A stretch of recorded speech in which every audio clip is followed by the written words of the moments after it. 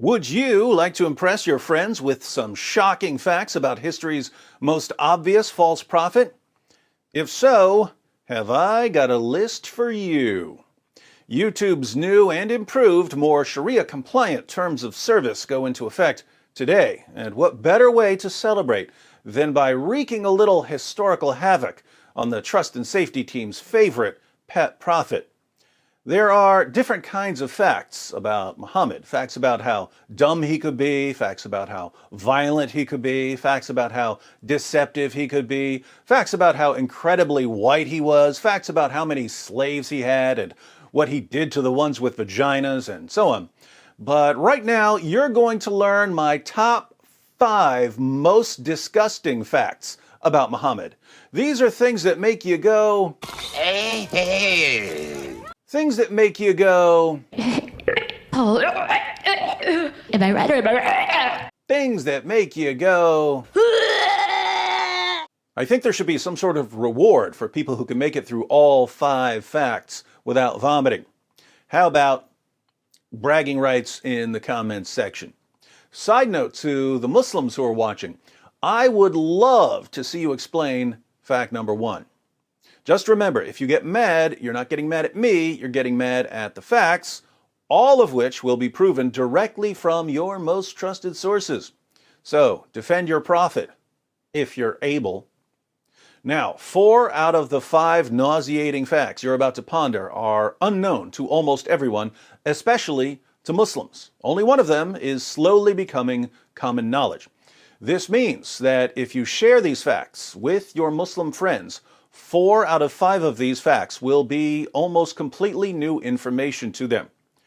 I would have liked to have this entire video be unfamiliar facts about Muhammad, but as much as I wanted to shine a light on Muhammad's secret pile of dirty laundry, I couldn't leave one somewhat well-known fact off the list. So let's go ahead and start with the one fact on my list that lots of Muslims and non-Muslims have heard about in the past decade or so. The number 5 most disgusting fact about Muhammad is Muhammad had sex with a prepubescent 9-year-old girl. We've been through the passages on Muhammad's relationship with Aisha 100 times, but just in case someone recently arrived here from the Andromeda Galaxy, let's read one. Sahih al-Bukhari, 5133. Narrated Aisha that the Prophet wrote the marriage contract with her when she was 6 years old, and he consummated his marriage when she was 9 years old, and then she remained with him for 9 years, i.e. till his death. The Muslim sources report that Aisha was playing on a swing when some women came to get her and take her to her husband. She was carrying her dolls as they led her to Muhammad's house, and we know how things must have unfolded once she got to his house. Clearly, he laid her down, took away her dolls, climbed on top of her, and forced his penis inside her. She didn't understand what was happening because no one bothered to tell her about sex. Frightened and confused, she cried because of the pain and bled all over her prophet's bed, but she tried to remain quiet out of respect for her new husband, who, in return, was endangering her life. Muhammad was more than 50 years old when he forced his penis inside his prepubescent 9-year-old child bride. But don't let that keep you from believing that he is, according to Surah 33, verse 21 of the Quran, a beautiful pattern of conduct. Glad we could get that one out of the way. Now for some fun. The number 4 most disgusting fact about Muhammad: Muhammad encouraged his followers to suck on each other's fingers. Islam is the only religion I'm aware of that promotes finger sucking. Sahih al-Bukhari, 5456. Narrated Ibn Abbas, the Prophet said, "When you eat, do not wipe your hands till you have licked it or had it licked by somebody else." Sahih Muslim, 5294. It was narrated that Ibn Abbas said, "The Messenger of Allah said, when one of you eats some food, let him not wipe his hand until he has licked it or had it licked." Why did Muhammad want his followers to lick their fingers and to lick each other's fingers? He tells us, Sahih Muslim 5300, It was narrated from Jabir that the Prophet enjoined licking one's fingers and wiping the plate, and he said, "You do not know in which part the blessing is." Muhammad goes through this in other passages. Long story short, Allah hides a blessing somewhere in your food, but you don't know where the blessing is hidden, so you should lick your fingers. If you want someone else to have the blessing, you tell him to lick your fingers. You'll be doing him a favor. You definitely don't want to simply wipe your hands on a napkin, because then the blessing will be on the napkin and Satan will steal it. Now, if you don't know much about how germs spread and why it's a bad idea to be sucking on other people's fingers, no worries. I promise you that by the time we get through fact number 2 and fact number 1, you'll understand perfectly why you should never, ever suck on another man's fingers. But before that, we have the number 3 most disgusting fact about Muhammad. Muhammad swapped spit with little boys. In Bukhari's Al-Adab al-Mufrad, 1183, we read, "It is related that Abu Huraira said, 'I never saw Al-Hasan without my eyes overflowing with tears. That is because the Prophet, may Allah bless him and grant him peace, went out one day and I found him in the mosque. He took my hand and I went along with him. He did not speak to me until we reached the market of Banu Kainuka. He walked around it and looked. Then he left and I left with him until we reached the mosque. He sat down and wrapped himself in his garment. Then he said, 'Where is the little one? Call the little one to me.' Hassan came running and jumped into his lap. Then he put his hand in his beard. Then the Prophet, may Allah bless him and grant him peace, opened his mouth and put his tongue in his mouth. Then he said, 'O Allah, I love him, so love him and the one who loves him.'" According to another hadith, Musnad Ahmed 16,245, Muhammad would suck on the tongues and lips of little boys. But fear not, he also guaranteed that if he sucked on a boy's tongue or lips, that boy's tongue or lips would never be tormented by hellfire. Creepiness factor 1,000,000. Now, if you're wondering whether you should let someone like Muhammad suck on your little boy's tongue, you should probably think carefully about the next fact. The number 2 most disgusting fact about Muhammad: Muhammad would have sex with 9 women and girls, but only take 1 bath. Sahih al-Bukhari, 5068. Narrated Anas, the Prophet used to go round, have sexual relations with all his wives in one night, and he had 9 wives. Sahih al-Bukhari, 5215. Narrated Anas bin Malik, the Prophet used to pass by, have sexual relation with all his wives in one night, and at that time he had 9 wives. So we're clear on the sex with 9 women and girls part, but check out the chapter heading of this hadith. Whoever had sexual intercourse with all his wives and then took 1 bath only.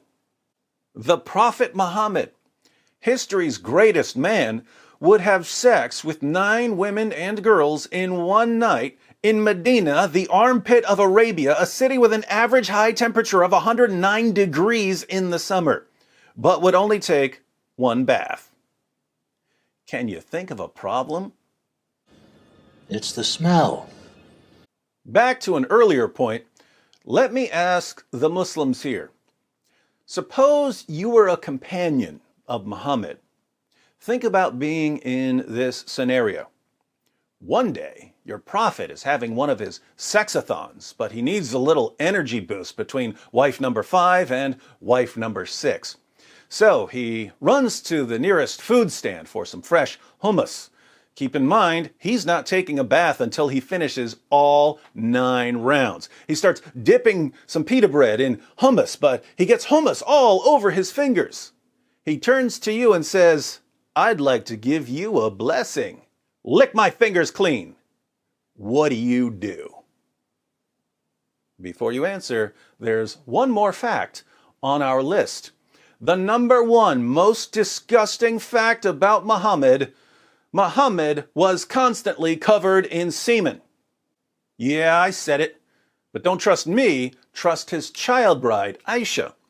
Sahih al-Bukhari 232, narrated Aisha, I used to wash the semen off the clothes of the Prophet, and even then I used to notice one or more spots on them. Sahih Muslim 669, it was narrated that Aisha said concerning semen, I used to scratch it from the garment of the Messenger of Allah. Sunan Ibn Majah 537, it was narrated that Aisha said, I often scraped it, semen, from the garment of the Messenger of Allah with my hand. Aisha, the semen-scraping prepubescent child bride.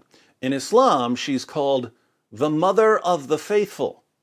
Sahih al-Bukhari 230. Narrated Sulaiman bin Yasser, I asked Aisha about the clothes soiled with semen. She replied, I used to wash it off the clothes of Allah's messenger, and he would go for the salat, prayer, while water spots were still visible. Muslims of the world, why was your prophet always covered in semen? Let me give you the benefit of the doubt and assume that it was his semen. Why was your prophet always covered in his own semen? Masturbation wasn't allowed, so that wasn't the source of the semen. Coitus interruptus was frowned upon, meaning that he wasn't allowed to pull out of his wives or sex slaves. So where was all of this semen coming from? The most charitable conclusion here, if I'm being very, very generous, is that Muhammad must have used his garment, even the garment he would wear to the mosque, as a rag to wipe off his prophet penis after having sex. That's the nicest conclusion I can draw. Trust me, the other conclusions I can draw are much, much worse. Being as charitable as possible, because I'm a charitable kind of guy, I can only conclude that your prophet would have sex with 9 women and girls in a single night, use his own clothes to wipe off his private parts and possibly his wives' private parts after each round, take 1 bath after the entire 9 rounds, and not wash his clothes. Then he would put his clothes on and get ready to head to the mosque. And Aisha, the semen-scratching child bride, would see the semen stains all over him, so she would stop him and try to scratch off or wash off as much as she could. Muhammad would then go to the mosque with wet spots still visible on his clothes. Would you want to be around this guy? Would you want to give him a hug and have his clothes pressing up against yours? Would you want to suck on his fingers? Would you want to suck his fingers clean after lunch? Would you want him sucking on your toddler's tongue? Would you want him marrying your prepubescent daughter? Have you ever met anyone in your entire life who was filthier and more disgusting than Prophet Muhammad? If you're feeling a little nauseous right now, I've got a trick that will make you feel better in just a moment. But before Dr. Wood cures your nausea, be sure to subscribe and click the bell for notifications. I'm not on Facebook or Twitter, so please share this video on other platforms. As always, I'm not stingy with my content, so feel free to mirror my videos on your own channels. If you'd like another way to support the channel, you can click the join button to join the Boom Squad. There are other ways to support in the description box. In the comments, let me know if there are any other disgusting facts about Muhammad that I should have included on this list. If you're a Muslim, be sure to share with us how you reconcile your conviction that Muhammad is a wonderful moral example with the facts I've presented. Facts you're hearing for the first time, because, let's face it, your imams don't tell you this stuff. All right, Dr. Wood to the emergency room for a mass outbreak of nausea. What's the remedy for stomach problems? Everyone who's been following my channel, all together now. Camel urine. Muhammad's miracle magic cure-all for stomach ills was camel pee. Of course, Muhammad told his followers that if you drank his urine, you'd never have an upset stomach again. Maybe I need to turn this into a top 10 list.